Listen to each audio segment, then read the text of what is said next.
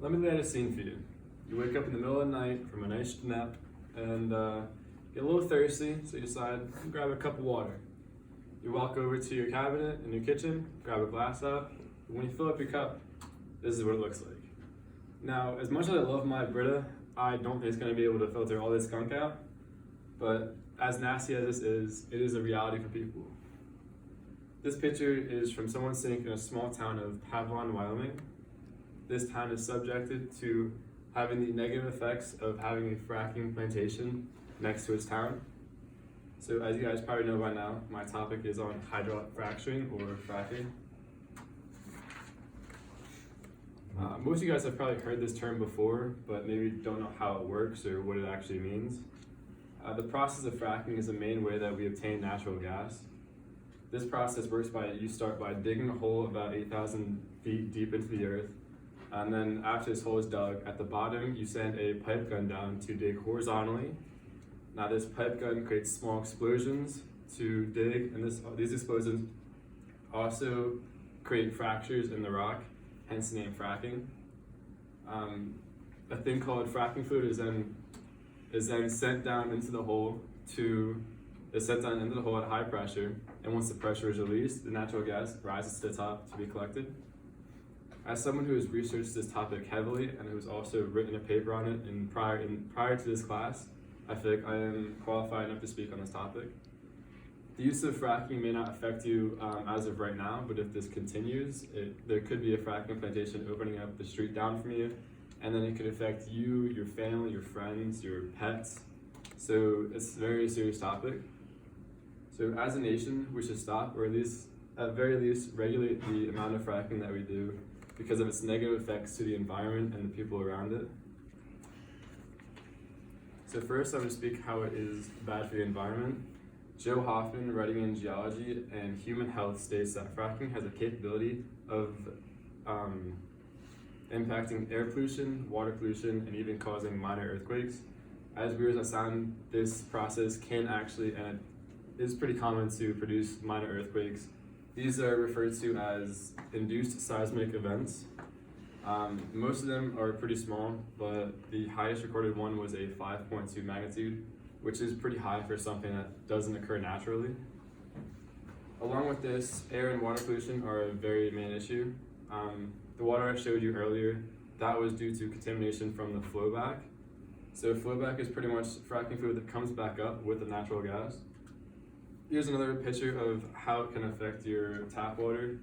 I would not want to drink water that's flammable, so that's definitely contamination. With this flowback, as said by Leah Zerbe from The Dangers of Fracking, according to Yale School of Public Health researchers, more than 1,000 chemicals used in hydraulic fracturing fluid is linked to reproductive and development health issues.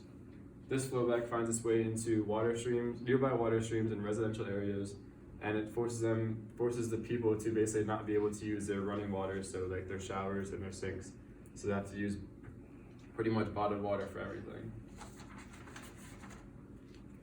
Also, Joe Hoffman states that there is a recent study in gas wells in Willard County, Colorado, showing that there's an estimate of 4% of the methane produced by these wells escape into the atmosphere.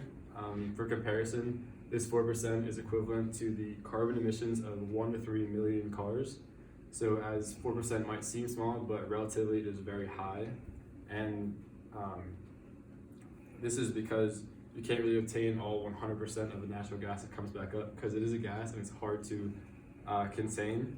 But this definitely isn't helping the topic of global warming, and it's just adding more air pollution into the air. All these type of pollutants are not only harmful to the environment, they're harmful to the residents living in this environment. Elizabeth Reep, writing in an academic journal, states that there is a study in the UK that determines that people who live close to these fracking wells, so within a half mile, are 1.67 times higher risk of getting something like cancer than people who live outside of that half mile radius. So the closer you live, the more the more vulnerable you are to these diseases. Along with this study, McKenzie shows that people who live closer have a higher risk of experiencing negative respiratory, neurological, and reproductive health issues. This is obviously due to the increase in air pollution emitted from these wells. Other effects from breathing in these hydrocarbons include headache, fatigue, temporary limb paralysis, and unconsciousness, varying on how much you're actually exposed to. These are just regular people wanting to live their regular lives, but then these fracking plantations come in and build up next to their town, destroying their water sources and having their air hard to breathe in. And these companies are pretty much just making these people move out of their homes. Or they could stay in their homes, but they really run the risk of developing some sort of health condition.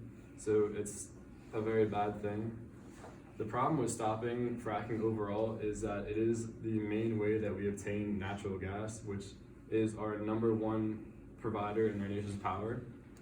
This doesn't mean that has to stop because it is such a harsh, has such harsh effects. With the rise of things like solar, wind, and hydropower, we could cut down our use on natural gas daily, monthly, and yearly. So we should focus on learning more about these powers so we can cut out natural gas completely, which there would be no reason to have fracking, so it would cut down on fracking. This would help our environment regardless because it is clean energy. In conclusion, the use of hydraulic fracturing has an enormous amount of bad attributes that can affect the environment and people living around it.